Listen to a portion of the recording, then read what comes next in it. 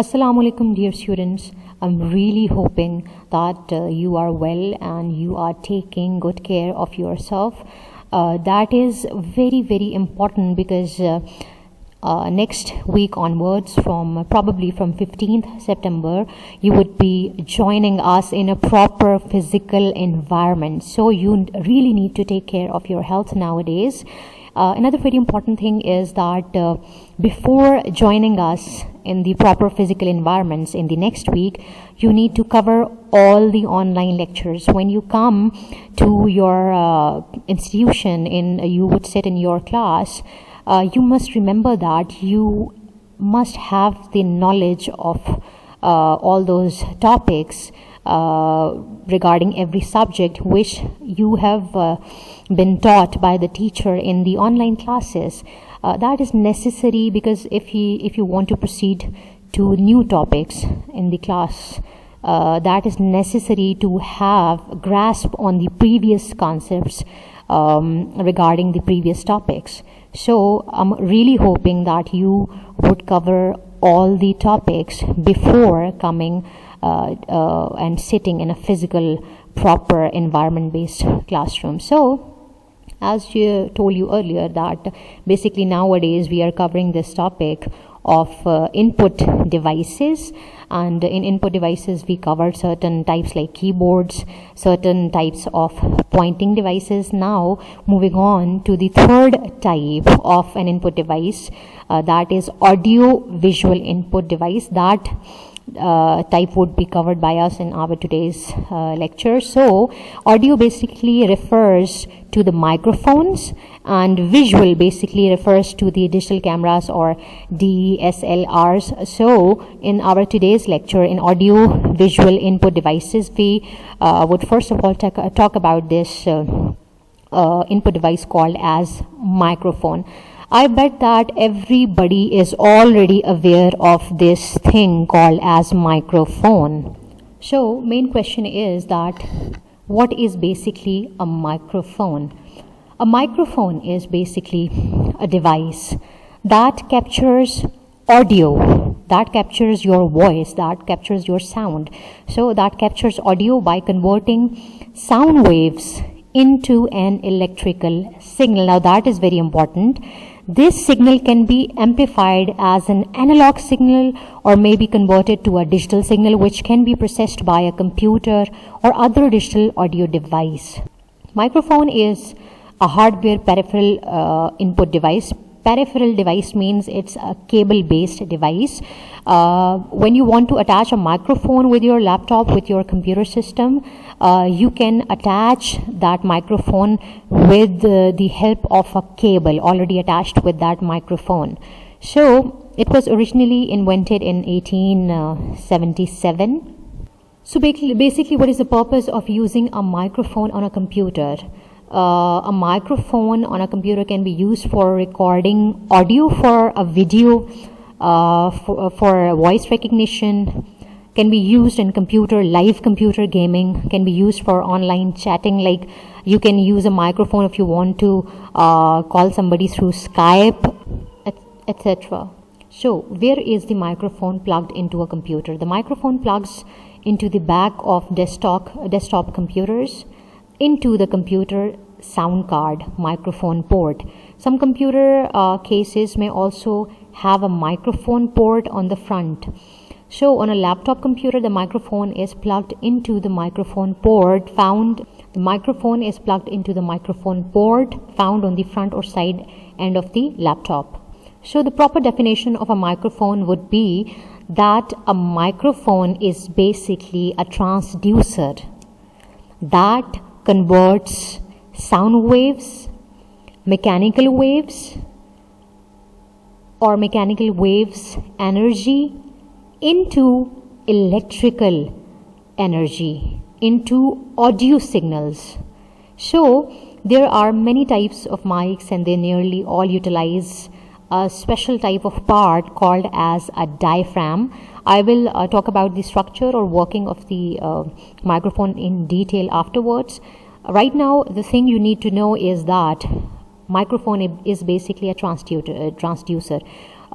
what is a transducer? A transducer is a device that converts one form of energy into another, as the mic is converting sound waves or mechanical waves into the electrical or audio form. So it is the conversion from one form of energy to another. That's why the mic is called as a transducer. So microphone is an instrument, an input device capable of transforming sound waves into changes in electrical current or voltage used in recording or transmitting the sound. That's why we are saying that it is converting the sound waves into audio signals, because of the change. It is actually the change which is happening in the electrical current. But the story doesn't end here. When the microphone transducer converts one type of energy into another type, converts sound waves or mechanical waves into the audio signals, into the electrical energy, then that audio signal goes to the sound card of the computer system. The sound card is basically attached on the motherboard inside a computer system. That sound card takes or receives audio signal or electrical energy and converts those audio signals into digital or binary form, into the form of zeros and ones. Why it happens like that? Because as told you earlier, whatever type of input we are giving to the computer doesn't understand that input, because computer only understands a certain type of language called as binary or machine language, which consists of zeros and ones, codes based on zeros and ones. That's why whatever input we are giving to the computer in the form of voice, in the form of sound or mechanical waves, in the form of some digit, number, English alphabets, computer is not getting that data. That's why in case of microphone, when we utter some words, we are making some sound. So we are speaking in our microphone.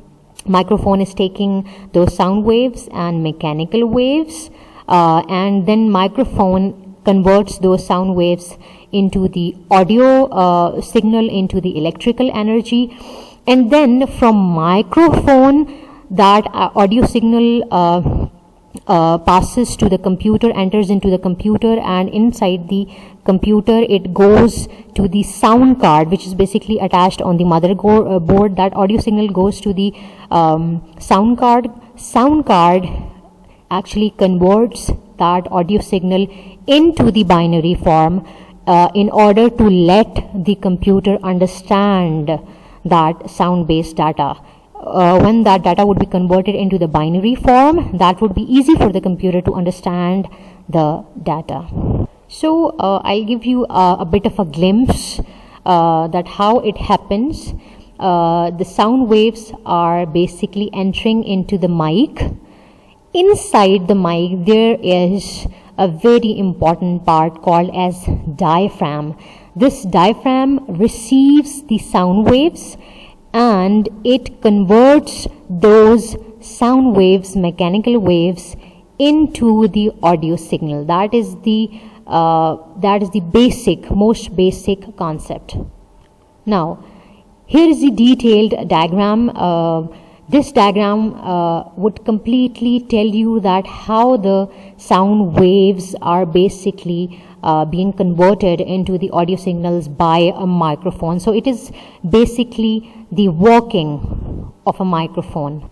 In this diagram, you can clearly see that these yellow waves are basically, these are just colored waves in order to make things colorful for you, but that doesn't mean that the waves are yellow in color. So basically these yellow waves are sound waves or mechanical waves. So when sound waves or mechanical waves enter into the mic, this is the diaphragm, this blue section, this is the diaphragm. So diaphragm is basically a thin piece of material such as paper, plastic or aluminium, which vibrates when it is struck by sound waves. Here you can see that the diaphragm is receiving the sound waves. The sound waves are striking with the diaphragm. So when the diaphragm is struck by the sound waves, as a result, it vibrates. I am repeating this concept that when you speak, sound waves created by your voice carry energy towards the microphone, here towards the microphone. So remember that sound we can hear is energy carried by vibrations in the air.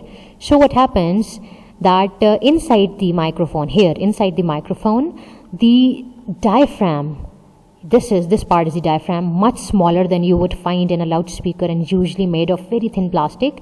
So this diaphragm, as a result, moves back and forth, moves back and forward. When the sound waves hit the diaphragm as a result moves back and forward. So now here comes the third part, coil. This is the coil, these yellow stripes or lines. This part is called as coil. So when the diaphragm moves back and forth, something happens to occur with the coil too. The coil, which is basically attached to the diaphragm, moves back and forward too. Sound waves hit or strike the diaphragm moves back and forward, and as a result, the coil attached with the diaphragm also moves back and forward. Now here lies the fourth part, the permanent magnet. This fourth part is the permanent magnet. This permanent magnet produces a magnetic field that cuts through the coil. As the coil moves back and forth through the magnetic field, an electric current flows through it. Now here you can see the electric current is flowing out, and also the current can flow inside towards the magnet and coil too. But here, when the sound waves strike the diaphragm moves back and forth. As a result, the coil attached with the diaphragm moves back and forward. When the coil moves, the permanent magnet as a result produces a magnetic field, and the current flows through that coil. So the electric current flows out from the microphone to an amplifier or sound recording device. So now you have converted your original sound, your voice, into electricity. From here, that current flows finally and reaches to the sound card attached on your microphone, and that sound card deals with that electric current and converts that electric current into binary or digital form, into the form of zeros and ones for its understandability. So this video, I'm going to show you a video. This video will clear all of the concepts regarding the working of a mic. So you can see basically a cow is making some noise, and here's a microphone which is taking the sound waves or mechanical waves from this cow. Now here comes the inside structure of a microphone.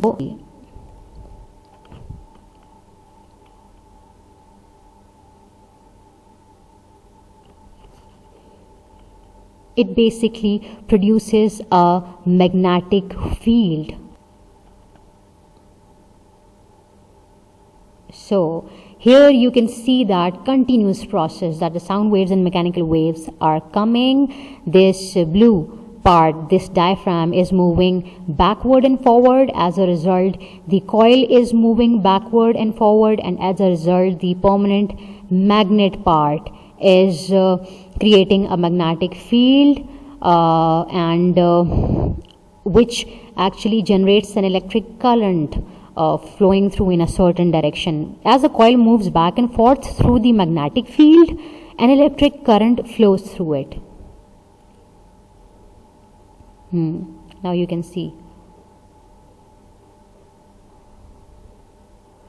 You can see that here the current, you can see this yellow stripe, the current is basically flowing out of the microphone towards the sound card. The sound card would basically receive the current, the electric or audio signal coming from the microphone, and this blue stripe is showing that some current is going towards the microphone.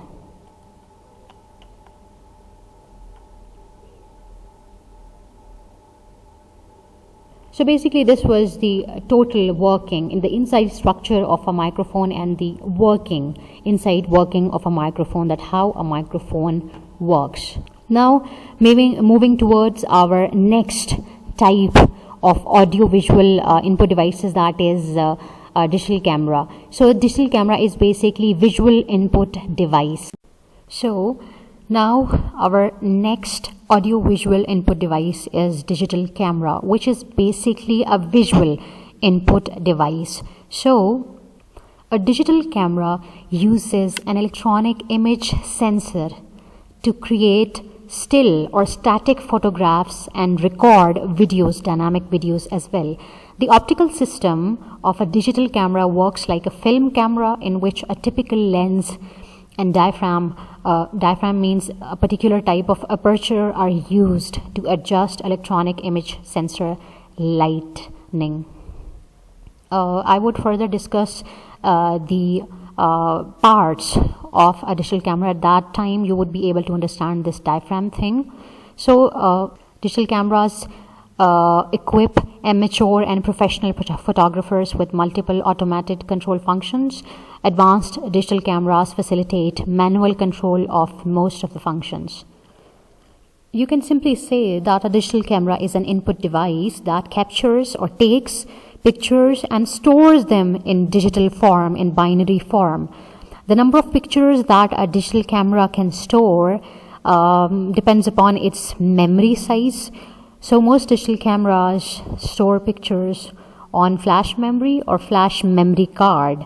The stored pictures inside the digital camera can be downloaded to a computer for viewing and editing, modifications for deletions, etc. So a digital camera also has an LCD for viewing the pictures. So many digital cameras can also record moving videos with sound. Today most of the mobile phones contain built-in cameras for that purpose. Furthermore, you can modify this definition as a digital camera is a hardware device that takes photographs and stores the image as data on a memory card, on a flash card. Unlike an analog camera, the older cameras, which expose film chemicals to light, a digital camera uses digital optical components to register the intensity and color of light and convert it into pixel data, into binary digitized data, into binary data. So many digital cameras are capable of recording video in addition to taking photos. When you take a picture with a digital camera, using a digital camera, you take a picture, the image is recorded by a sensor called as a charged coupled device. So that image is recorded by a CCD sensor, a charged coupled device sensor. So instead of saving the picture on some analog film like traditional cameras, digital cameras save photos in digital memory, in memory card. So some digital cameras have built-in memory, but most use an SD card or compact flash card. So if we talk about the parts and working of a digital camera, you can see this whole body, this whole structure is called as camera body, a light, tight box that houses all the components inside which all the working happens. So this whole structure is called as camera body. Now this is the sensor about which I was talking. This is that sensor, a CCD, charged coupled device sensor, which captures the image. It consists of a number of light sensing dots called picture elements or pixels. So all the pixels put together form the image. Normally pixels are in millions, and the total number of pixels is called as the pixel count. If there are 12 million pixels in your camera, then pixel count is 12 megapixel or 12 MP. So 12 megapixel means there are present 12 million pixels inside your camera on this sensor. Now this part is the basically opening. This opening part can also be called as aperture. Aperture refers to the diameter of the opening in the camera. This can be set in automatic as well as the manual mode. So this part is called as the lens, the eye of the camera. Lens is basically the eye of the camera. It needs to be focused on a specific image to get a sharp image. You can focus it on an object, on anything if you want to take a picture. Note that a lens inverts the image, but it is corrected back in the camera. But another important thing is that there also exists a diaphragm here. This is similar to the iris of the eye. If this lens is the eye, inside this lens also exists a diaphragm inside that lens. That diaphragm is basically made up with a set of blades that form a hole in the middle of this lens. So the size of the diaphragm is always smaller than the lens because it exists inside the lens. This is the storage space or buffer, where the data captured by the sensor is temporarily stored and then processed by the CPU. But here also exists some memory card storage which stores the image that has processed by the CPU permanently. This part is called as viewfinder. This is not present on all the cameras, but it is useful as it shows what you are going to photograph. It basically shows an image to the user, that because the user also needs to know that what he's capturing and what that object or image is looking like, or what it would look like after he would take the picture. So an LCD monitor can also be used as a viewfinder in order to tell the photographer that what he is going to capture. So basically this viewfinder can be called as an LCD monitor in which the photographer can see the picture. This is the shutter release button. This shutter release button is also called as click button. You must have noticed that in order to take a picture, first of all you need to focus that image or object, and then you click a button in order to take that picture. So this shutter release is basically that click button. You need to press this to take a photograph. Then there's an electronic flash. You are already familiar with this flash thing. It gives a bright pulse of light. You can see it as a light source when natural light is low. When natural light is dim, like a cloudy weather, then this flashlight gives the bright pulse to your photo, your picture. So as a photographer, you would first decide on what to photograph. So you frame a scene with the help of a viewfinder on the LCD monitor. You focus on some image, on some scenery, on something which you want to actually capture. When you focus your camera on that specific image or scenery or something like that, then we can say that you are basically framing a scene with the help of a viewfinder. When you focus that image, with the aid of this viewfinder LCD monitor, you would be able to see that focused image on this LCD monitor screen here. Then you press the shutter release click button to freeze or to photograph that moment. Now a lot of things happen. Basically, what happened that when you focused your digital camera on an image, on an object, on a scenery, basically that image or that focus scenery, that thing entered in from that aperture inside your inside your digital camera, and that image, that focused scenery or whatever that thing was then sent to the lens. Lens and the diaphragm basically focus that image, that objects or that scenery.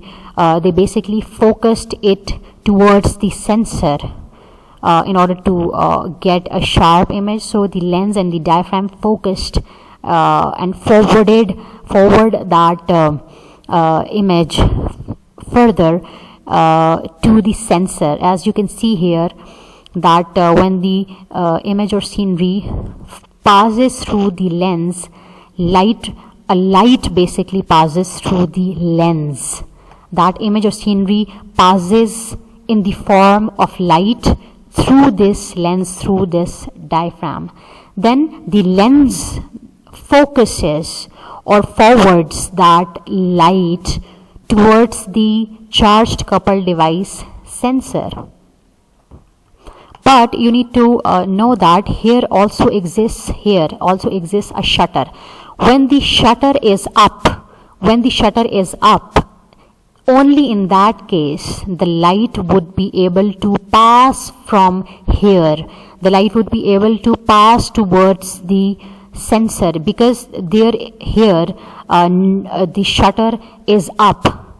This space is empty, the shutter is up. That's why the lens passed the light or focused the light towards the sensor. If here exists a shutter, the light would not be able to pass through or light would not be able to focus through the sensor. So as the shutter opens, as the shutter is up, this space is empty. Now the lens forwards that light to the sensor. Now when the light is received by the sensor, what happens? That the sensor converts that light into pixels. The pixels are now basically being handled by the sensor.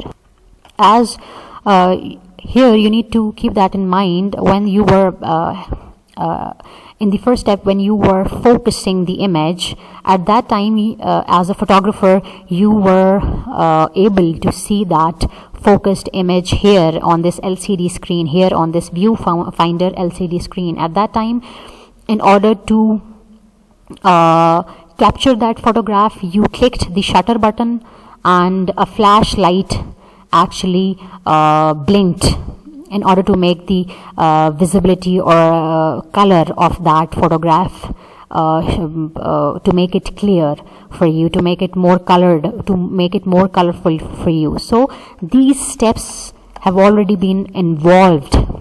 When you clicked the photograph in the form of light, that image entered into the lens focused it to the sensor, the shutter was open, that's why the space was empty, and the sensor basically converted that image into the pixel in the binary form. It stored that image in the form of pixel, in the form of binary data, into some buffer, into some storage device, in some memory card.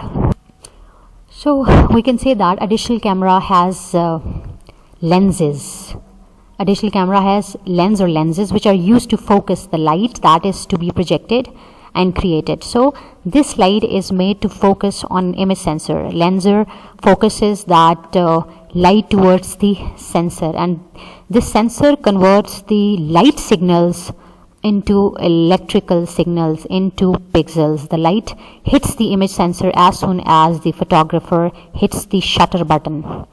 So as soon as I told you earlier, when the photographer clicks the button, the shutter is up, the shutter has opened up. So that's why here the space is empty and the light just goes and strikes with the sensor.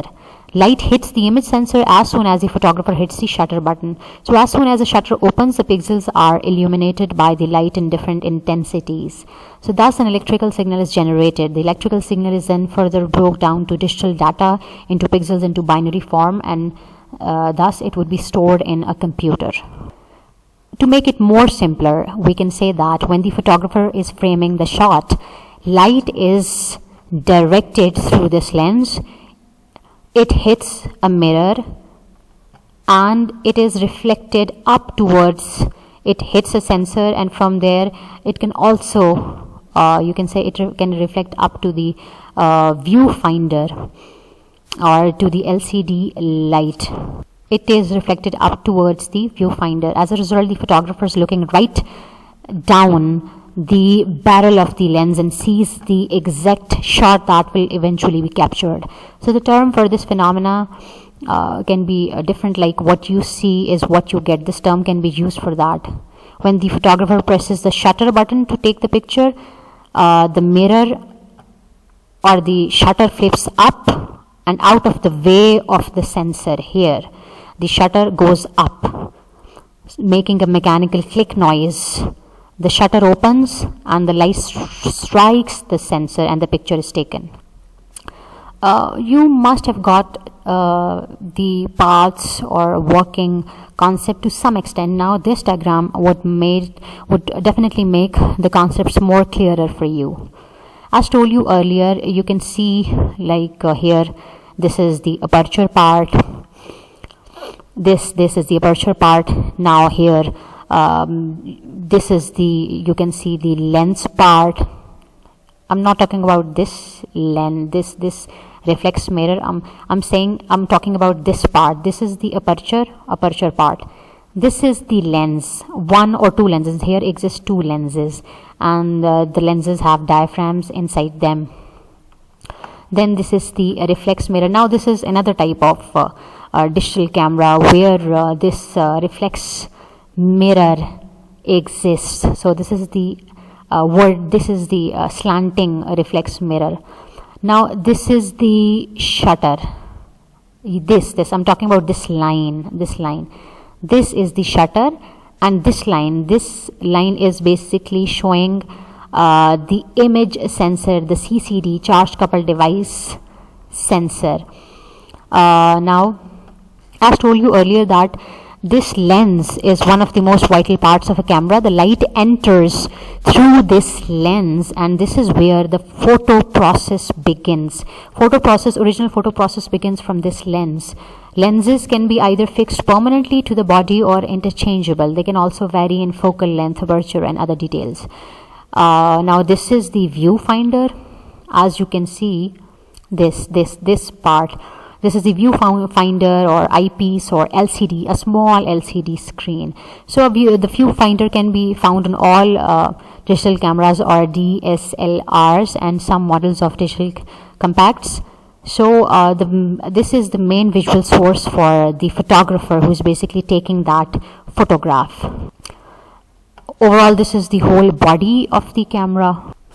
This is the, I would say, shutter leads. Here it also exists a shutter part.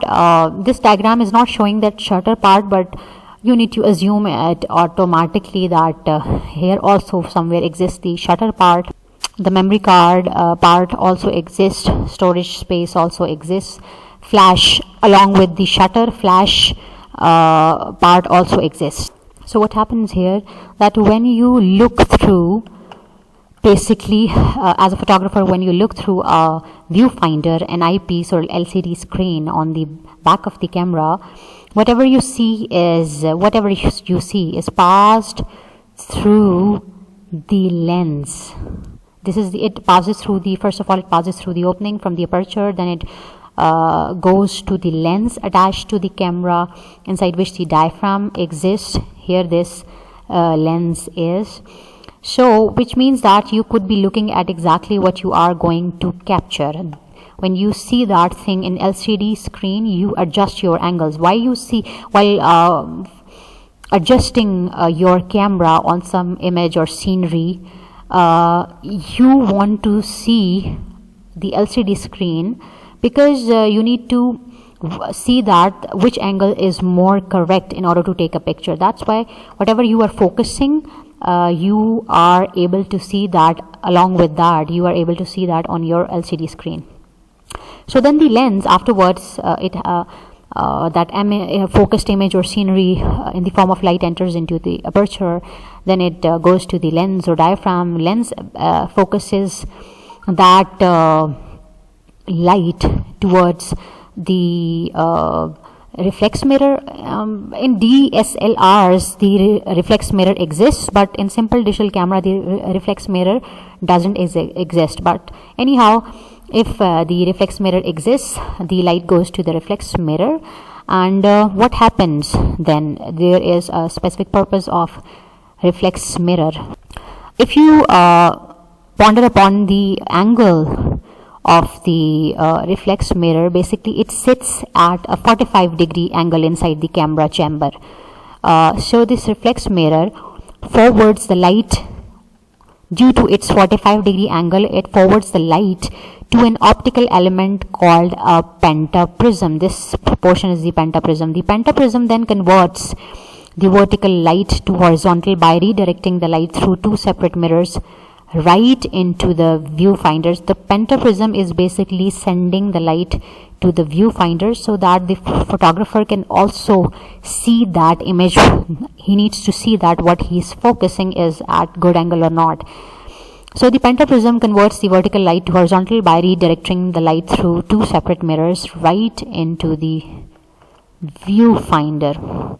When you take a picture, the reflex mirror swings. This reflex mirror swings upward, blocking the vertical pathway and letting the light directly through. So then the shutter opens up. This is the shutter portion.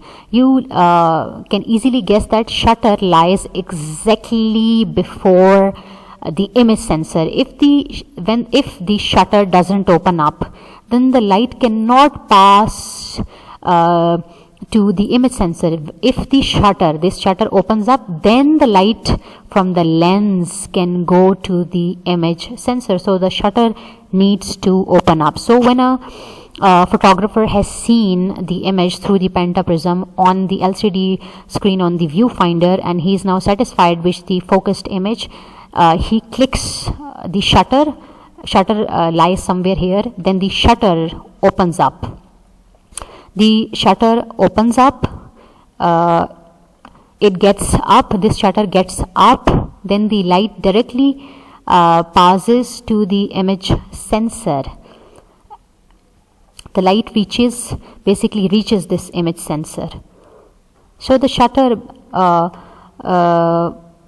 keeps in that upward position or remains open up for as long as needed for the image sensor to record the image. Then the shutter closes. When the image sensor is done with receiving the light, done with converting the light into electrical signals and pixels, then the shutter afterwards gets down and gets closed down, and the reflex mirror also drops back to the 45-degree angle to continue redirecting the light into the viewfinder. So this process keeps on and on and on. At the end, the converted data, which is now converted by the image sensor from the light waves into electrical waves to binary waves. Now that binary data or pixels would be stored into some flash card or into some memory card. This diagram is basically here. I've basically pasted this diagram here in order to make you clear that how the sensor or CCD converts the data. You have focused this object through your camera. Now this object enters your camera in the form of light waves. As you can see here, it enters the camera in the form of light waves. This is the lens. Optics means this is the lens. Here exists the diaphragm inside that lens. So this is the lens, which basically focuses, directs or forwards that light towards the charged couple device, towards the charged couple sensors. Now what the charged couple device or sensors would do, the CCD would take the focused image in the form of light, receives the focused image in the form of light, and then converts that light into analog, converts that light, or converts those light waves into analog waves. Then from analog waves, it would be further converted to digital form. Means there exists an analog to digital converter part, which lies exactly behind the CCD, or which is part of the CCD sensor. So this converter converts the analog signals to digital signals. Then further, these digital signals would be processed by the microprocessor or processor of that digital camera. I've told you in your first lecture that every electronic device in the world has got a microprocessor or processor inside it. Your grinder, your fridge, your smartphone, every electronic device has a microprocessor inside it. The processor is basically the brain of the computer. So the processor of every device controls its functionality. So here is the processor of a digital camera, which converts the data from digital form to further binary form. Basically we are saying that CCD is performing that thing, that it converts the data into binary or pixel form, but with the help of a processor, with the help of a microprocessor. So that binary data is stored somewhere in the flash memory. So here we end our lecture. We are done with keyboard, we are done with the pointing input devices, and now today we are done with audio and visual input devices. We are done with microphone, we are done with digital camera, and now the remaining topic of an input device is the scanners and the magnetic stripes. We are actually done with the 3 types of input devices, and the 1 type is left, that is optical input devices. Inshallah we will cover that in our next lecture. Till then, Allah Hafiz.